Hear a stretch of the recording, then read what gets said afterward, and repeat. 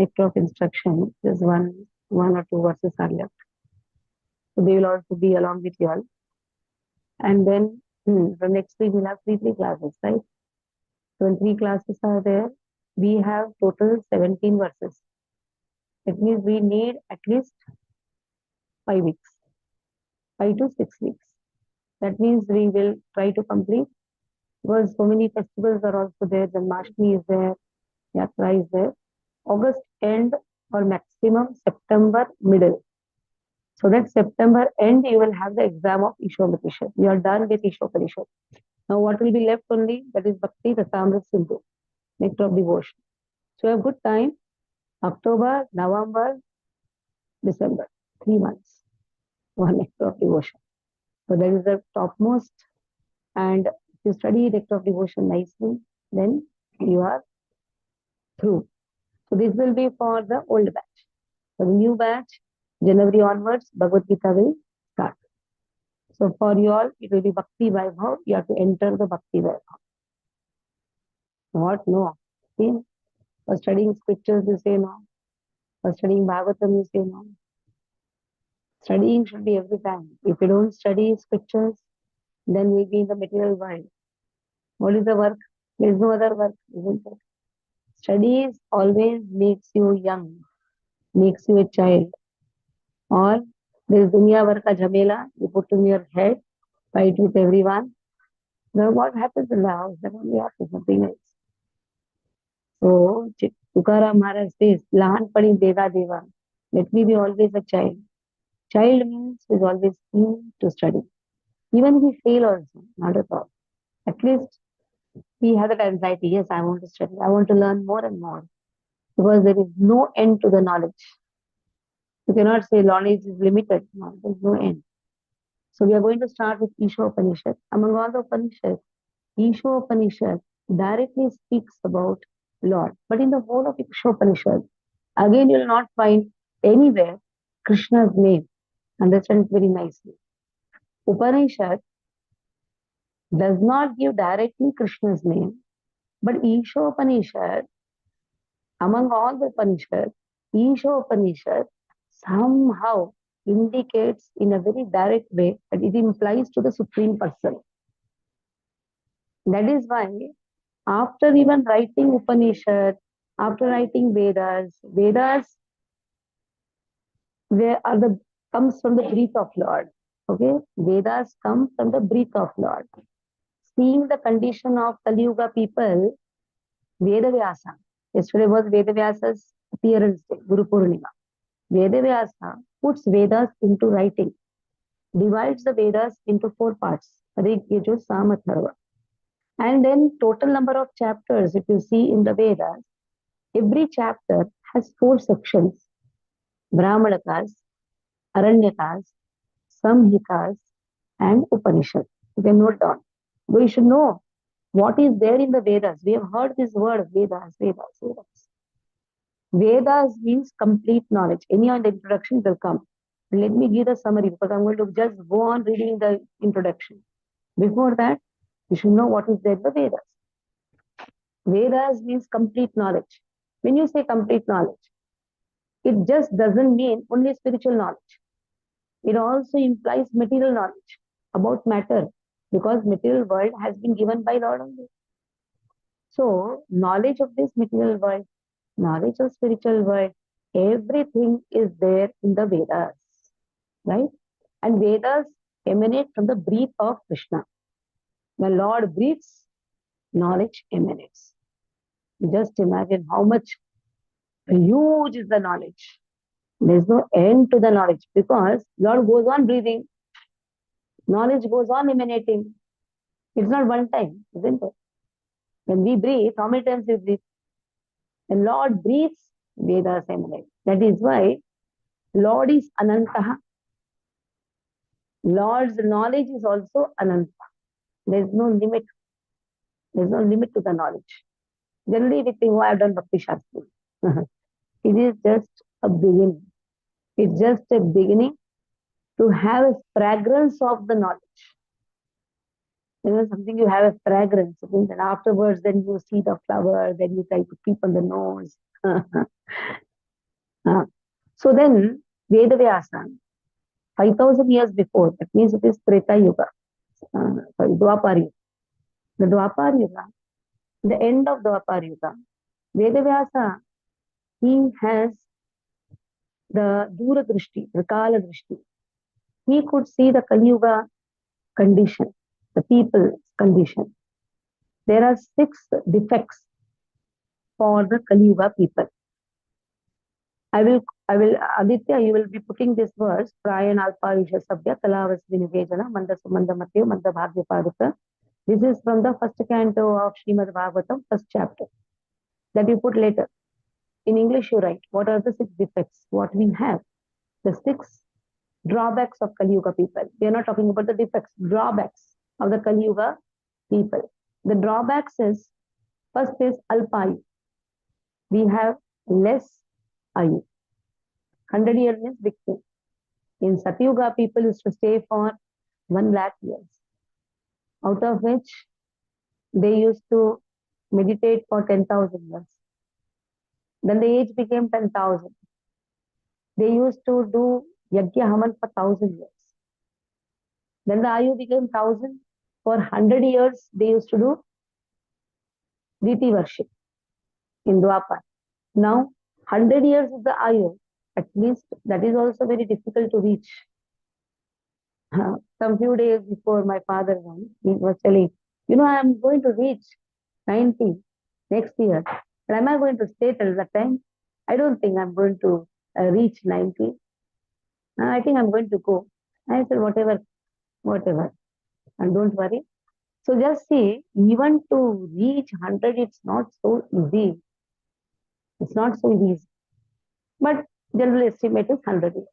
In that, even if we do 10 years good bhakti, 10 years bhakti very sincerely and seriously, then it becomes easy to go back to God. And what is the simplest process? Meditation doesn't work, because in Sakti Yuga, meditation worked. 1 lakh years, 10,000 years, go and meditate. 10,000 years, 1,000 years, do Yajna Havan. That also will not function. Because we don't have that much ghee also, we don't have that much potency to buy also. And then Ashta Prahara, offering 56 bhogas, that means 448 bhogas in a day. And 8 times take bath, change the dress. We don't have capacity. Like that people used to do for 100 years. So what is the best thing given for the Kali Yuga? Kali Yuga Kale Nama Rupe Krishna Avatar. In the form of name, Lord has appeared. Though Kali Yuga has so many doshas. Kali Dosho Nidhe Rajan Asti Yoga Mahan Guna. Kirtanadeva Krishna Mukta Sangha Paramparjo. If you do Kirtan of Krishna, that is enough to go back to God. So now, what is the condition of Kali Yuga people? Vedavyasa saw. First is Alpa. Prayan Alpa Isha Sabya. Second is Kalavasmin Yugejana. For small things, there is always an argument, fight. You can derive it from your own house. You don't have to look at it in someone else. Small petty things. That is enough to have a big fight, ignite others. That is Kalavasmin Yugejana. Manda, lazy. The first laziness is to take bath.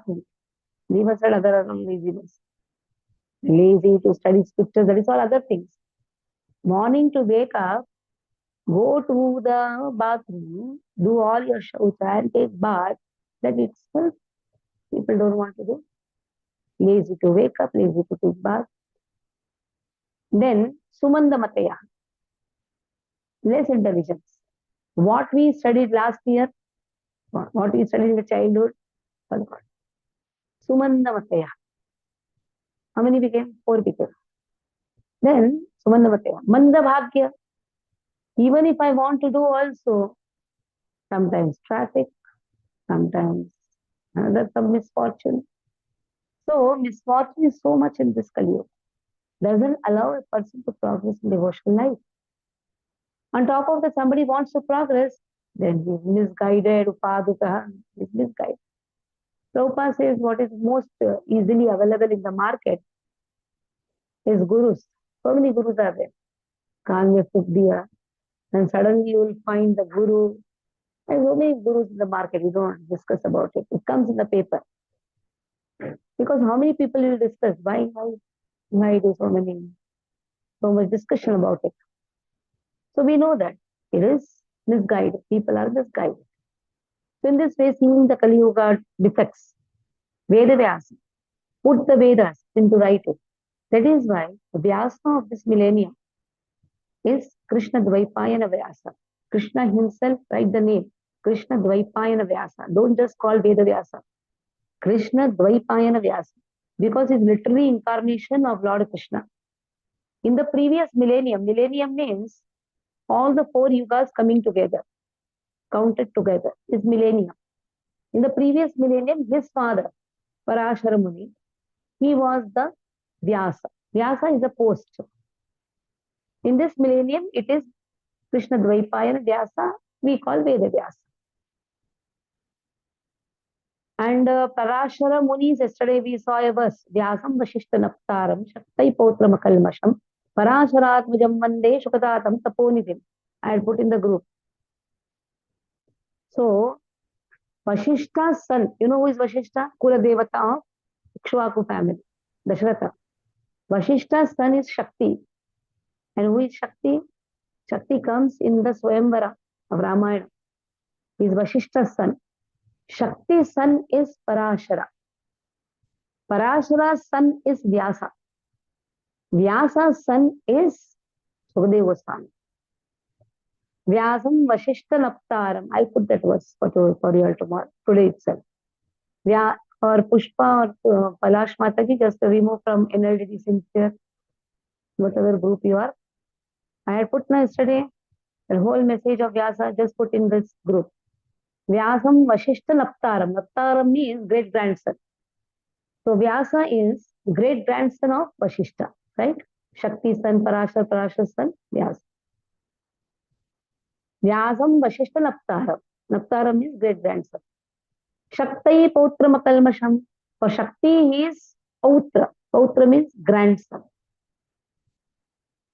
Shaktai Pautra Makalmasham. Parasharatmajam Vande. Parasharatmajam Vande means the son of Vyasa. Parashara is Vyasa. Shukatatim Taponidhim. In this way, Sukadeva Goswami is the son of Vyasa. So Vyasa, seeing the Kali Yuga people put the Vedas into writing, first thing what he did was he divided the Vedas into 4 parts. And then, if you count the total number of chapters in all the Vedas, in all the 4 parts, it is 1,190 chapters total. And these chapters are divided, every chapter has 4 sections, every chapter. Brahmanakas, which deal with city life. Aranyakas, which deal with forest life. Samhitas, how to worship Devi Devatas, who are the administrators of this material world.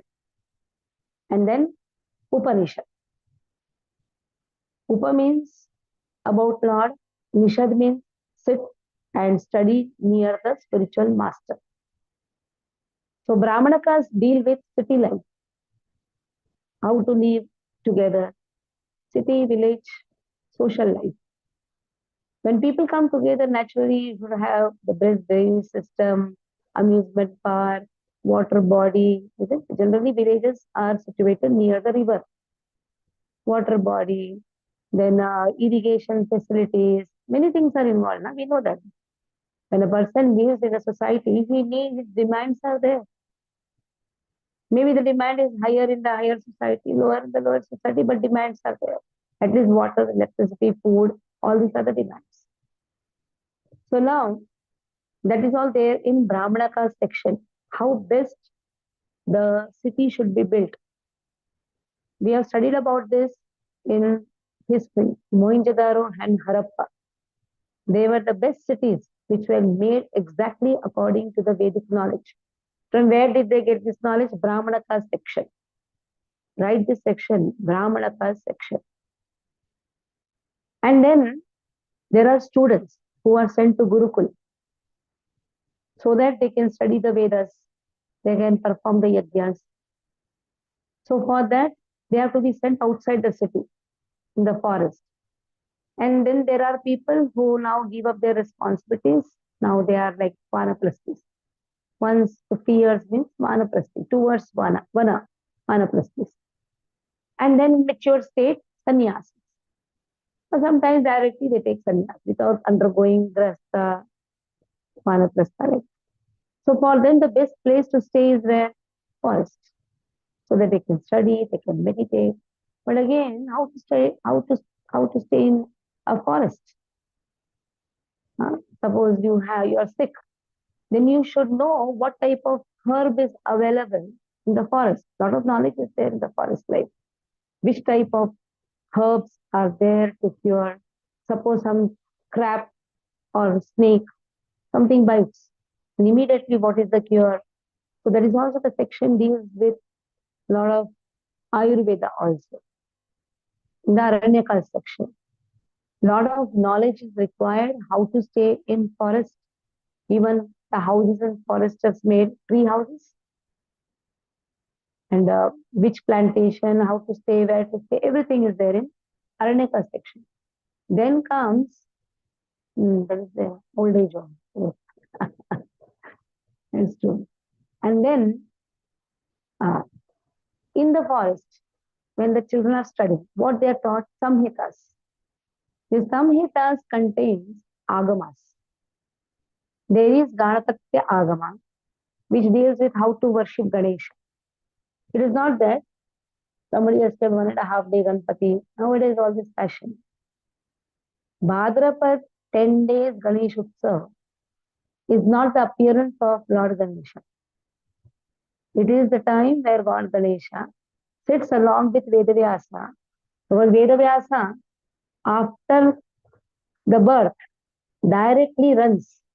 How is he born? That we've discussed. But he directly runs and sits on the banks of Saraswati, contemplates, and then starts writing. But who helped him in writing? Ganesh. Took out one danta, ekadantaya vidmahe vakratundaaya dhimai tanno danti prachodaya.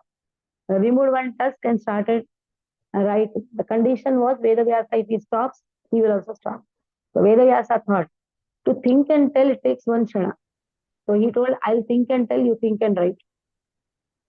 So in this way it went on. He is thinking and telling, and Ganesha thinks and writes. That means understands and writes. So Lord Ganesha put the Vedas, help Vedavyasa to put in writing. In these 10 days, Bhagavatam. Now we'll come afterwards. Let the topic be little later. Now Vedavyasa put everything in writing. Now the fourth part, Samhitas contains sections. What are the sections? Ganapatya, Agamas. It's not that in this section you have Ganesh Visarjan. In Agamas, it is not at all told. There is no Ganesh Visarjan at all. It is only for the political purposes. This all was started by Lokmanya Tilak. And seeing that everybody thought this is the oldest culture. No. There is no Ganesh Visarjan.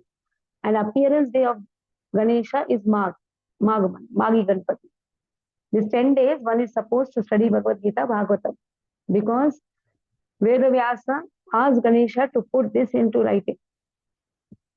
That is why Bhadrapad Purnima is considered for Bhagavatam studies. So now, Samhitas contains Ganpatya Agama, Shaura Agama. Shaura Agama means how to worship sun god.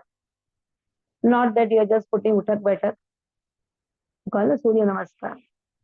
Without understanding, Surya Devata is also a person. How to worship is there in that. Nowadays, somewhere here and there, they learn, and then Uttak Baitak goes on. Shaura Agamas. Then Shakti Agamas. How to worship Durga Ji. Again, there is no Visarjan. This Visarjan has actually spoiled the water bodies. And next day, if you see, hands of Ganesha will be here, stomach will be here. So horrible condition. Can we insult Devi Devatas like this? And to not insult an organic Ganpati. No, see.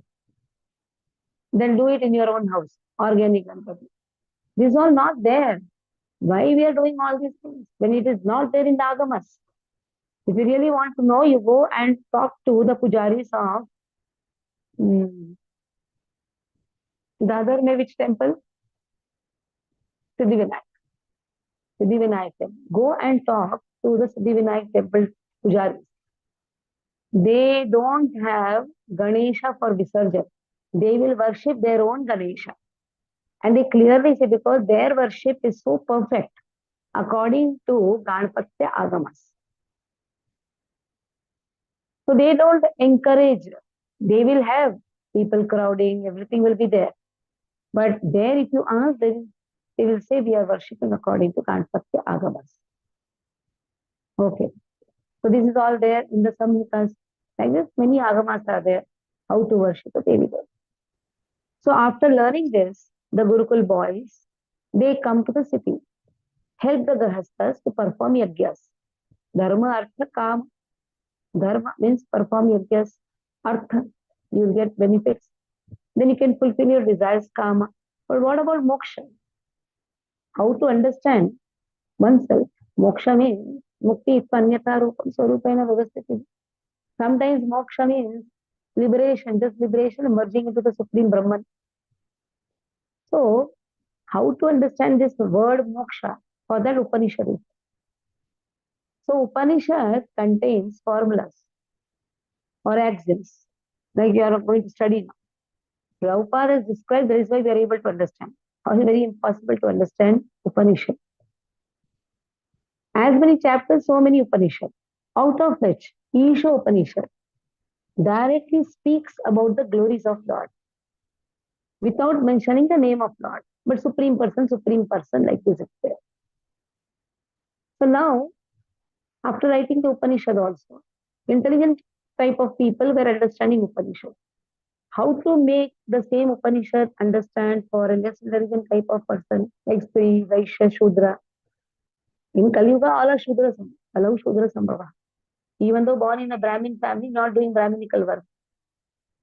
They go to work, they eat non-veg, they eat only Brahminic.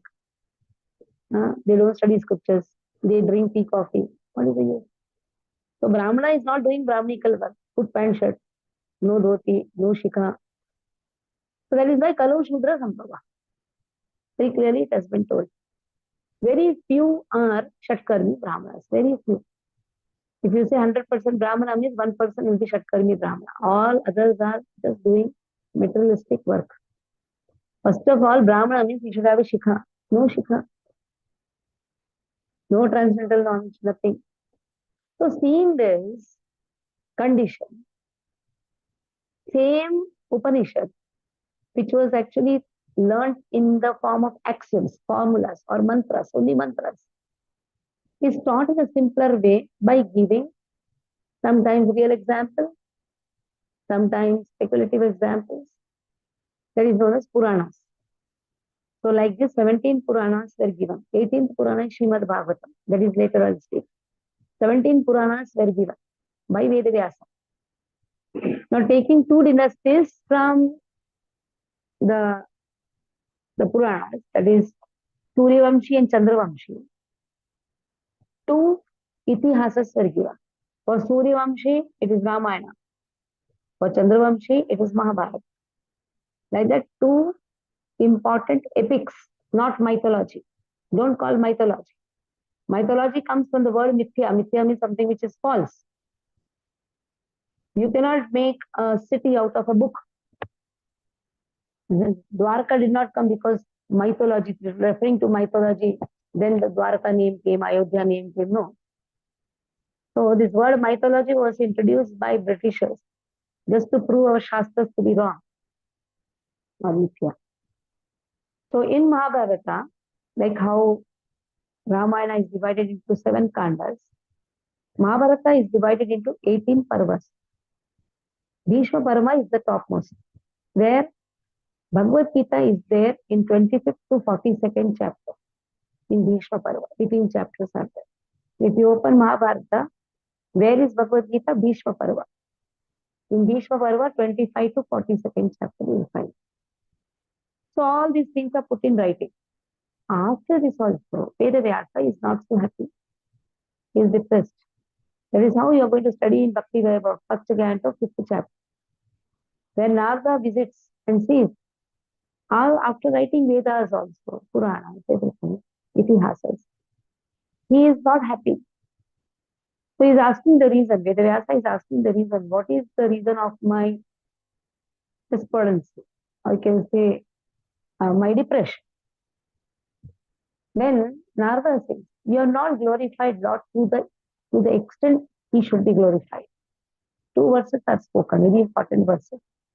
And then Narada says, Nayadvachas Chitrapadam Harerishu Jagat Pavitram Pravita Karichit Tadvaya Sankirtamusham Timanasa Anayatramsa Niramanti Shiksha.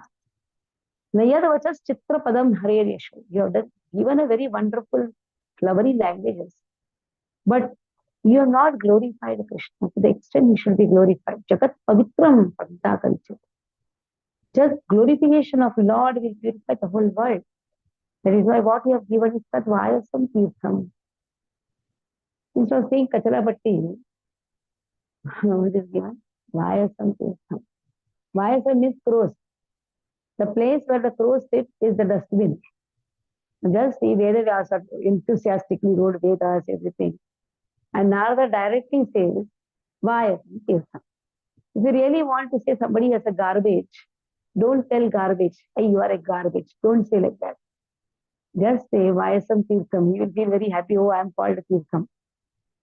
If you goes and tells to some learned person, I am called as Vayasam Tirtham, everybody will start laughing. Because Vayasam means crow. Crow sits on the garbage. So in this way, after saying like this, Narada says to Vedavyasa, no sadhus will read your scriptures. Na yatra hamsa nirmantu shikshara. No hamsa purush will read Vedas. What you have given. Because it is only adding fuel to the fire. Already people are burning in sexual and material desires. On the name of karma kanda, what you have done? You have added fuel to the fire. More desires, more havan, more desires. So you have not taught any bhakti. Though here and there you have mentioned from this Puran, that Puran, here and there. But if a person studies Vedas, the first three sections, Brahmanakas, Aranyakas, Samhitas, are speaking only of material life. Somewhere in Upanishad, here and there you have mentioned. And somewhere in Puranas you have mentioned. That is why create a literature, Tadvag Visargaha, Janataga Viplava, Yasmin Pratishlokam Abhaddavati api, Namani Anantasi Shvani Kitani Tat, Shruvanti Gayanti Vanti Sadhava. Tadvag Visargaha, Visarga means Vishesha Rupena Sarga, create a Vishesh literature, which will bring Janataga Viplava, which will bring revolution in the hearts of people, which will make them sinless. Even though you write it abhattavati api, though it may not be very poetic or systematic, but Namani Anantaste Yashwankitanya. Lord's name is Ananta, glorified. In every word you glorify Lord. Seeing that, hearing that, Shruvanti, Gayanti, Grihanti, Sadhava, Sadhu Purusha will not only hear, they like to speak, they will like to accept it. So that is how Srimad Bhagavatam evolved. So Srimad Bhagavatam is the essence of Vedas. Like how Bhagavad Gita is the essence of Upanishad, Sarvopanishado Gavo Dugda Gopala Gandana. Partho Vatsudhir Bhokta Duktam Gita Amritam Mahat. We have studied when Bhagavad Gita started. After writing Upanishad, the scholars of Upanishad, they were denying Mahabharata. That is why Sripad Adi Shankaracharya, he glorified Bhagavad Gita as Sarvo Upanishado Gao. If all the Upanishad is compared to cow, Nandanandana is milking the cow and giving the first recipient of the milk is calf, that is Partha. The remaining is given to Sudhira Bhakta. So what is Bhagavad Gita? Essence of Upanishad. And what is Bhagavatam? Essence of the whole Vedas. That is how Vedas were condensed into 521 sutras. Sutras means big formulas. Formulas, big, small, whatever. Formulas. Every formula was given a natural commentary. That is how Srimad Bhagavatam evolved. And in 10 days, Vedavyasa dictates Bhagavatam and Ganesha puts the Bhagavatam into life. So what is Bhagavad Gita? Essence of Upanishad. What is the Bhagavatam? Essence of the whole Vedas itself. Okay, I think it's 40 sutras. Exactly that number, 540, 541. So it is sutras condensed into formulas. Om Namo Bhagavate Vasudevaya is the first sutra. First sutra is Athato Brahma Jigyasa. First sutra. Second sutra is Om Namo Bhagavate Vasudevaya. Like this, if somebody tells us, we will not understand. That is why it starts with the explanation of Om Athato Brahma Jigyasa. What a person will understand with this? Then describe it. Athato, at least from now. Inquire. Then, lot of commentary over inquiry. Which inquiry to be done? How many idlis you ate? That is inquiry or not? There are so many inquiries people do. आज क्या हुआ घर में तुम्हारे? सास ने क्या बोला? That is also inquiry only. But that is not Brahma inquiry. Atato Brahma Jigyasa. So in this way, then, of whom should I ask? Om Namo Bhagavate Vasudevaya. Then lot of commentary over there. In this way, the sutras were given natural commentary and Bhagavatam evolved. Now, Vedavyasa, how is he born? Parashar Muni, when he is in the forest, getting so much of energy, and he sees the perfect constellation of stars are there. Because now Vyasa's post, somebody has to be kept now. So his energy he wanted to invest, and he invests in Satyavati, fisherman's daughter. And as soon as the energy is invested, she's not married. That is Gandharva Vivaha which happens. And then immediately Vyasa is born, copper-headed, dark blue in color, short, plump, and just runs. Satyavati cries, "Oh my son." He says, "Whenever you require, whenever you remember me, I'll come." So that is how he runs towards Badrikashram. Sits on the banks of Saraswati. That's why one of the pranam mantras is Narayanam Namaskritya Naram Chaiva Narottamam Devim Saraswatim Vyasam Tato Jaya Uttiyale.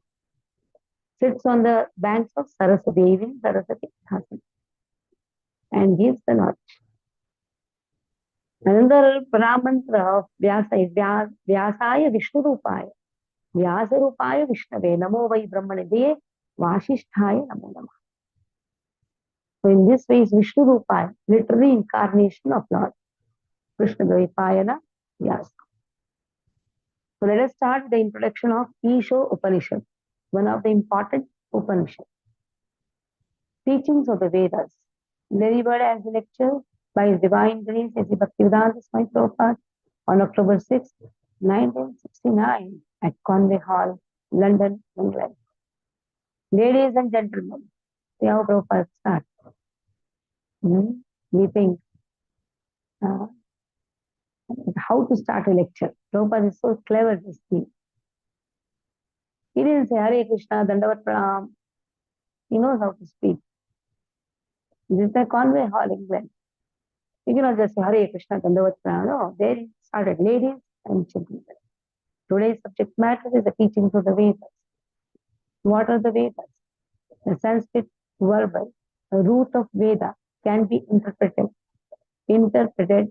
variously, but the purpose is finally one. Veda means knowledge. So take a pencil, mark that line. Veda means knowledge. Any knowledge you accept is Veda. For the teachings of the Vedas are the original knowledge. In the conditioned state, our knowledge is subjected to many deficiencies. The difference between a conditioned soul and a liberated soul is that the conditioned soul has 4 kinds of defects. Now, what defects we saw was the Kali Yuga. Whole everybody has Kali Yuga has these doshas. But now here, conditioned soul has four defects. First defect is he must commit mistakes. For example, in our country, Mahatma Gandhi was considered to be a very great personality, but he committed many mistakes. Even at the last stage of his life, his assistant warned Mahatma Gandhi, don't go to New Delhi meeting. I have some friends and I have heard there is danger. He did not hear. He persisted. One second. Yeah. He persisted in going and was killed. Even great personalities like Mahatma Gandhi, President Kennedy, there are so many of them make mistakes. To err is human. You have heard this is one defect of the conditioned soul. Another defect is to be illusion. Illusion means to accept something which is not. There is Maya. Maya means what is not. Or the simple language is Maya means seeing something different from Krishna, not in connection with Krishna. When you say what something not means not in connection with Krishna. वो पैसा माया है. You employ in Krishna service, huh? Who is asking? Who is not telling you to do that? You can employ everything in Krishna service. Everything is accepting. Everyone is accepting the body as a self. If I ask you what you are, you will say, I am Mr. John. I am a rich man. I am this. I am that. All these are bodily identification. But you are not this body. This is illusion. The third defect now. You go on marking. Huh? The first defect, just take a pencil, write committing mistake. Just that much only. Second defect, write illusion. Because very easy paper. That is why I'm telling. This all will come. So you don't have to write a big thing. Over 1 mark, just 4 times. Illusion, getting illusion. Third defect, marking. Cheating, propensity. The most simplest paper actually. I finished the paper the night with Bhakti Shastri in 10 minutes. It's the most simplest paper. I want 100 out of 100. And you just mark, simple thing marks. Cheating propensity. Everyone has a propensity to cheat others. Although a person is fool number 1, he poses himself as very intelligent. Although it is already pointed out that he is in illusion and makes mistakes, he will theorize. I think this. I think this is this. So many thought processes are put. And that is why a person suffers. According to me, it should be like this. But he does not even know his own position. He writes books of philosophy. Although he is defective, this is his disease. This is cheating. There are so many authors who are writing so many things. Their views, their suggestions. And there are other fools who are reading that. Just see, instead of studying Bhagavad Gita Bhagavatam, we study so many authors' books. And what happens? They are fools and we are more fools because we are following their path. Then, lastly, our senses are imperfect. We are very proud of our eyes. Often, sometimes they challenge. Can you show me God? Actually, when I studied this, after maybe some few years, I asked one Mataji, please chant the holy name. He told me, tell God to come and tell me. And I remembered this. There are people who challenge. Can you show me God? But do you have the eyes to see God? I also asked the same question because I studied now. So I asked the same question. Do you, even if God comes and tells you, can you recognize him? You will never see if you haven't the eyes. If immediately the room becomes dark, you cannot even see your hands. So what power do you have to see? We cannot therefore expect knowledge, Veda, with these imperfect senses. With all these deficiencies in conditioned life, we cannot give perfect knowledge to anyone. nor are we ourselves perfect. Therefore, we accept the Vedas as they are because we want knowledge. So sometimes we say, I want direct knowledge. Any of it is going to come. Sometimes implied knowledge. And sometimes uh, I want to conclusive knowledge. But Vedas are the only ways to get knowledge. You may call the Vedas Hindu, but Hindu is a foreign name. We are not Hindus. What a line, powerful line. Prabhupada says we are not Hindu. And we say, oh, I'm Hindu. Our real identification is Varnashrama. Varnashrama denotes the followers of the Vedas, those who accept the human society in 8 divisions of Varna and Ashrama. There are 4 divisions of society and 4 divisions of spiritual life. That is Varnashrama. It is stated in Bhagavad Gita 4.13. Chaturvarnam Vayasishtam Gunakarma Vibhagashtam. These divisions are everywhere because they are created by God. The divisions of society are Brahmana, Kshatriya, Vaishya, Shudra. Brahmana refers to the very intelligent class of men. Those who know what is Brahman, what is Brahman, what is Brahman. So who is a Brahmana? He should know who is Brahman first. For that he has to study scriptures. He cannot go in an IIT college and study who is Brahman. Similarly, the Kshatriyas, the administrator group, are the next intelligent class of men. Then the Vaishyas, the mercantile group. These natural classifications are found everywhere. This is the Vedic principle and we accept it. So why Shudras are not mentioned? They are supposed to serve these 3 societies. Because in Gurukul, these 3 are allowed. Shudra is not allowed. And how is this classification happens? According to their gunas. Brahmana has more of Sato. Kshatriya has more of Raja, but accompanied by Sato. And Vaishyas have passion accompanied by, that is, Rajas accompanied by Tamas. So Sato or Sattva Guna is missing. So this is the Vedic principle and we accept it. Vedic principles are accepted as axiomatic truth. For there cannot be any mistake. That is accepted. For instance, in India, cow dung is accepted as pure. Yet cow dung is the stool of an animal. In one place you will find the Vedic injunction that if you touch stool, you have to take a bath immediately. But in another place it is said that the stool of a cow is pure. If you smear cow dung in an impure place, the place becomes pure. With our ordinary senses, we can argue this is contradictory.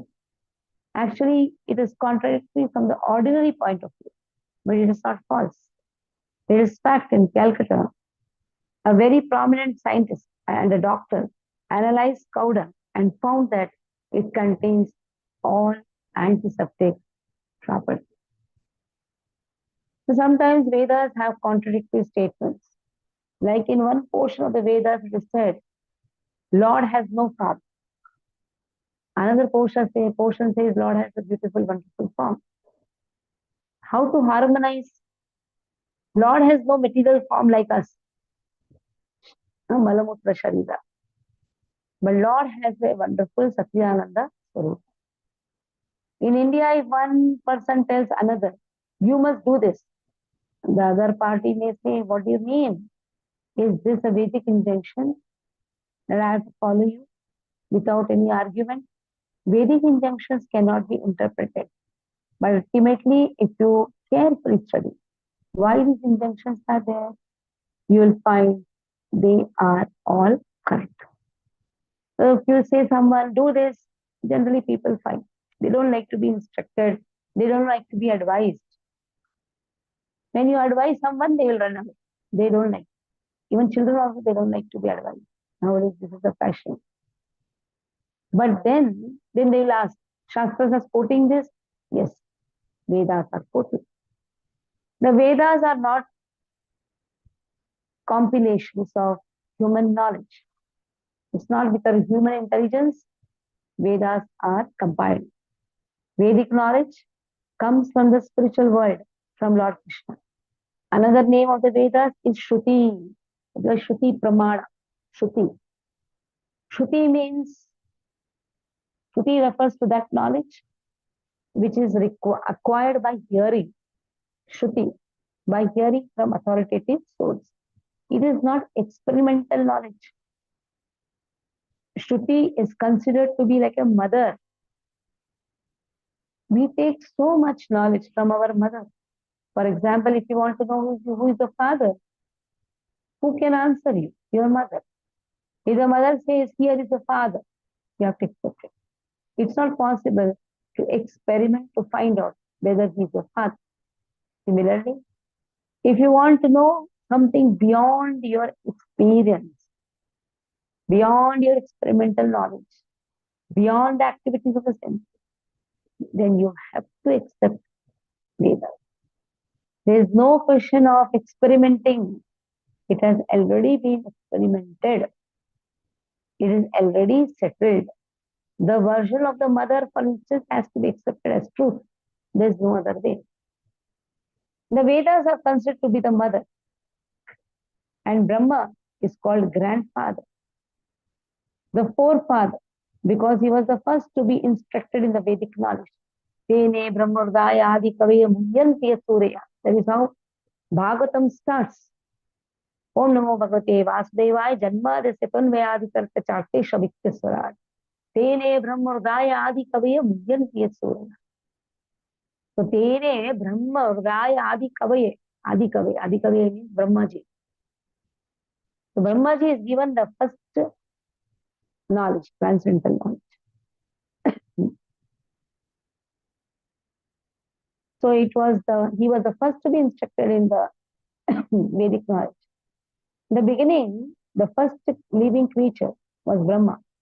He received this Vedic knowledge and imparted it to Narada and other disciples and sons. And they also distributed it to their disciples. In this way, the Vedic knowledge comes down by disciplic succession. It is also confirmed in the Bhagavad Gita. And Vedic knowledge is understood in this way. If you make experimental endeavor, you come to the same conclusion. But just to save time, you should accept. If you want to know who is your father, you have to accept your mother is the authority. Then whatever she says can be accepted without argument. There are three kinds of evidence: pratyaksha, anumana, shabda. Pratyaksha means direct evidence. Direct evidence is not very good because our senses are not perfect. We have 4 defects.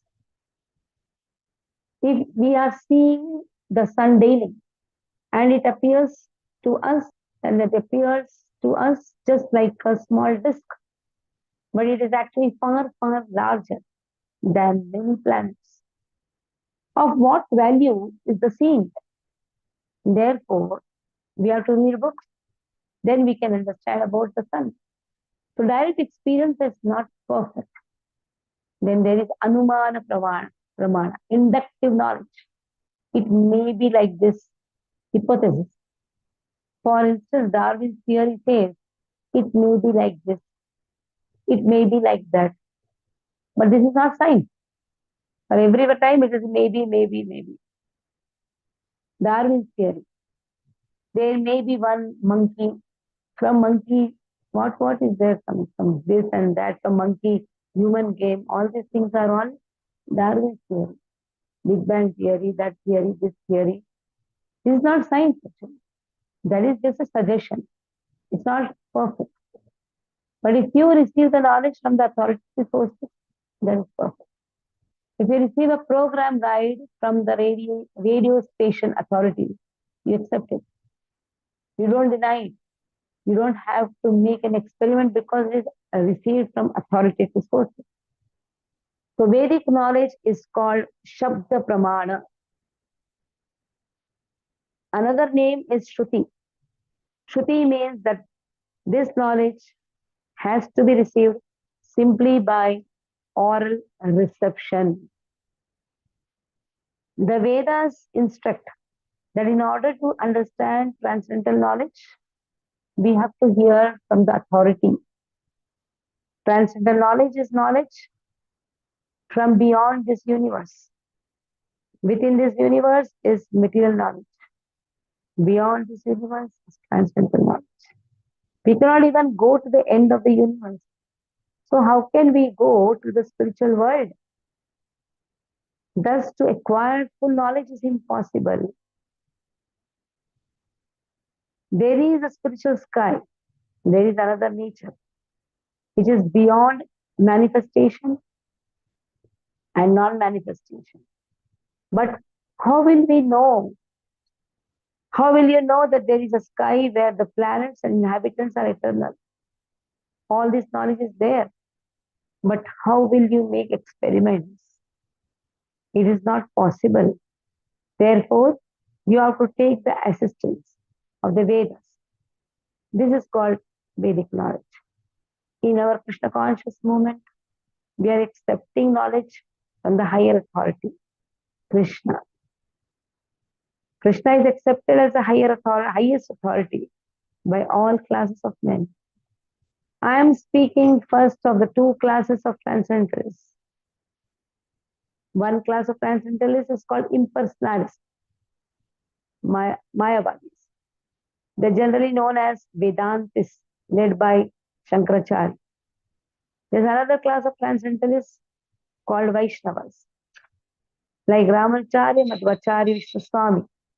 Both the Shankara Sampradaya and Vaishnava Sampradaya have accepted Krishna as a supreme personality of Godhead.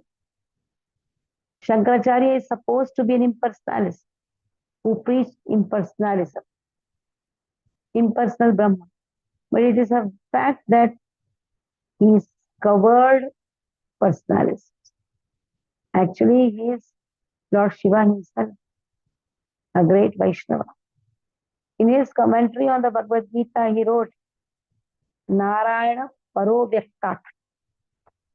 That means Narayana, the Supreme Personality of Godhead, is beyond this cosmic manifestation. And then again he confirmed that Supreme Personality of Godhead, Narayana, is Krishna. Bhaja Govindam, Govindam, Bhaja Mudamati. Bhaja Govindam. Who is it, Narayana? Govinda himself. He has come as the son of Devaki and Vasudeva. He particularly mentioned the names of his father and mother. So Krishna, we did the whole Bhaja Govindam in Kaladi. We had gone to South Yatra, the birthplace of Adi Shankaracharya, Kaladi. So beautiful is Bhaja Govindam, all verses with what wonderful meaning it has. He particularly mentioned the names of his father and mother. So Krishna is accepted as the Supreme Personality of Godhead by all transcendentalists. That can be an impersonalist or a personalist. There is no doubt about it. Even Mayavadis also know Krishna is God. The only problem for them is they consider Krishna's body to be a product of Maya. That is the only problem. But Krishna is God, that much they know. But formless. So when Lord, the same formless Brahman comes and takes the form, he is known as Krishna. So confusing theories they have. No point of talking on it. There is no doubt about it. Our source of knowledge is in Krishna consciousness is the Bhagavad Gita, which comes directly from Krishna. We have published Bhagavad Gita as it is because we accept Krishna as he's speaking without any interpretation. That is Vedic knowledge. Since the Vedic knowledge is pure, we accept it. Whatever Krishna says, we accept. This is Krishna consciousness. That saves much time. If we accept the right authority or source of knowledge, then you save much time. For example, there's two systems of knowledge in the material world, inductive, deductive. From detective, you accept that man is mortal. Your father says, man is mortal. The sister says, man is mortal. Everyone says, man is mortal, but you do not accept experiment. You accept it as a fact that man is mortal. If you want to research to find out whether man is mortal, you have to study each and every man. And you may come to think that there may be some man who is not dying. But you have not seen in it. So in this way, your research will never be finished. In Sanskrit, this process is called aroha, the ascending process. You go on, go on, go on. There's no ascending process. If you want to attain knowledge by any personal endeavor, by exercising your imperfect senses, you will never come to the right conclusion. This is not possible. There's a statement in Brahma Samhita. Just ride on the airplane which runs at the speed of mind. Pantastu koti shatavatsara samslagamya. Vayorthapi manaso mani pungavan. Sopyasti yatvasadastimya. Vichintaratve govindamadi purusham tamandasa. So if you sit on the airplane which runs at the speed of mind, our material airplane can run 2000 miles per hour. But what is the speed of mind? You are sitting at home and you immediately think of India, say 10,000 miles away. And at once it is in your home. Your mind has gone there. The mind's speed is so swift. Therefore, it is stated, if you travel at this speed for millions of years, you'll find that the spiritual sky is unlimited. It's not possible even to approach it. Panthastu koti shatavatsara samprakamya vayo rathapi manaso munipungavan. The speed of mind is so greater than the speed of Vayu. Now, Vedic injunction is that one must approach the word compulsory is used, a bona fide spiritual master, a guru. So one must approach a guru. Without guru, one cannot attain Vedic knowledge. So what is the qualification of spiritual master? He is one who has rightly heard the Vedic message from his right source. And he must practically be firmly established in Brahman. That means he should also be a devotee. These are the two qualifications he must have. First, he should be in Guru Shishya Parampara. And then next is, he should be firmly fixed in Brahman. So otherwise, he is not a bona fide spiritual master. The Krishna conscious movement is completely authorized from Vedic principles. The Bhagavad Gita, Krishna says, the actual aim of Vedic research is to find out Krishna. In the Brahma Samhita it is stated, Krishna Govinda has innumerable forms, but they are all one. They are not like our forms, which are fallible. His form is infallible. My form has a beginning, but his form has no beginning. It is Ananta. And his form, so many multi-forms, has no end. My form is sitting here and not in my apartment. You are sitting there and not in your apartment. But Krishna can be everywhere. Ramadi Murti Shukalani Amela Tishtan. Nana Avatar Makaru Krishna Swayam. Krishna is in his Goloka. At the same time, he is present everywhere. You are sitting there and not in your apartment. But Krishna can be everywhere at one time. He can sit down in Goloka, Vrindavan. At the same time, he is everywhere, all pervading. He is original, the oldest. But Whenever you look at a picture of Krishna, you will find a young boy, 15 or 20 years old. Advaitam Achyutam Anadhim Anantarupam Adyam Purana Purusham Navayauvanam cha. Purana Purusham, oldest person. But looks like how? Just like 17, 18, 15, 20 years boy. You will never find an old man.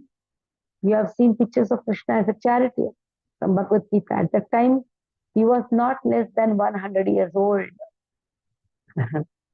He had great grandchildren, but he looked just like a small boy. Krishna, God, never becomes old. That is his supreme power. And if you want to search of Krishna by studying the Vedic literature, then you will be baffled.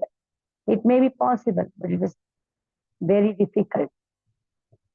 But you can very easily learn about him from his devotees. Purana Purusham Navayauvanam cha Vedeshcha Durlabham Adurlabham Atmabhukta. Very difficult to study Vedas. At the same time, Adurlabham also. If you study from a devotee, his devotee can deliver him to you. Here he is, take him. This is the potency of Krishna's devotee. Originally, there was only one Veda. There was no necessity of reading it. People were so intelligent and had such sharp memories that by such just one hearing from the lips of the spiritual master, they could understand. They could immediately grasp the whole purport. But 5,000 years ago, Vedavyasa, Vasudeva, put the Vedas in writing for the people in this age, Kali Yuga. He knew that eventually the people would be short-lived. Memories would be very poor. Intelligence would not be very sharp. Therefore, let me teach this Vedic knowledge in writing. He divided the Vedas into four: Riksam, Atharva, Yajurveda. Then he gave the charge of these Vedas to his different disciples. He then taught of the less intelligent class of men, Sri, Shudra, and Dijabandhus. Dijabandhu means, though born in a Brahmana family, but not, not functioning as a Brahmana. He considered the women class, the Shudra class, that is the worker class, and Dijabandhus. Dijabandhu refers to those who are born in a high family, but who are not properly qualified.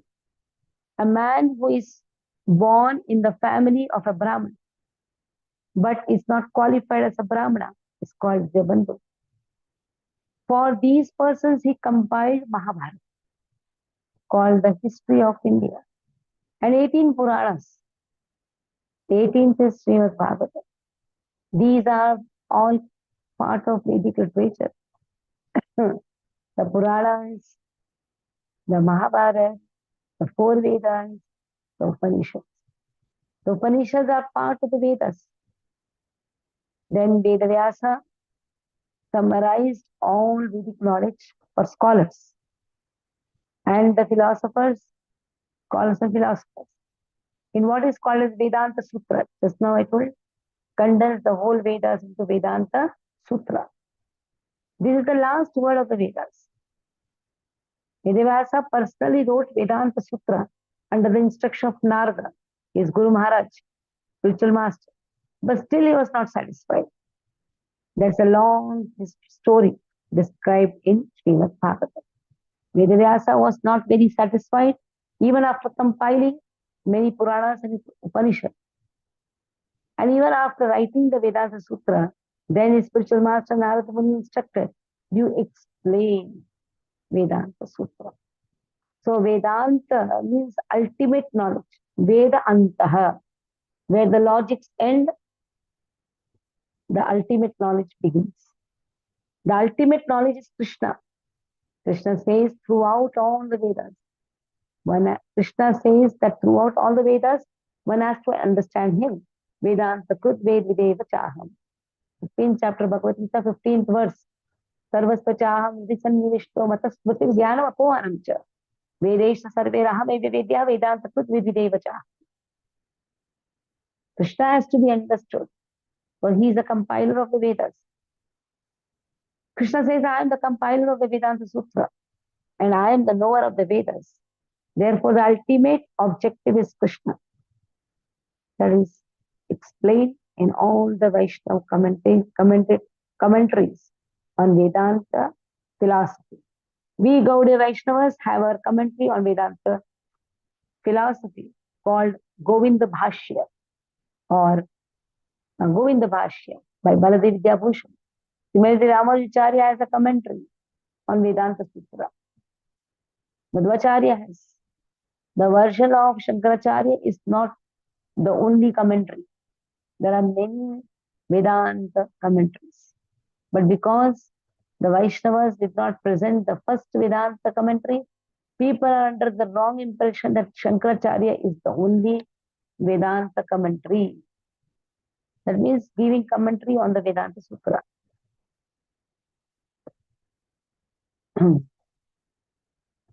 Besides that, Vedavyasa himself wrote the perfect Vedanta commentary, Srimad Bhagavatam.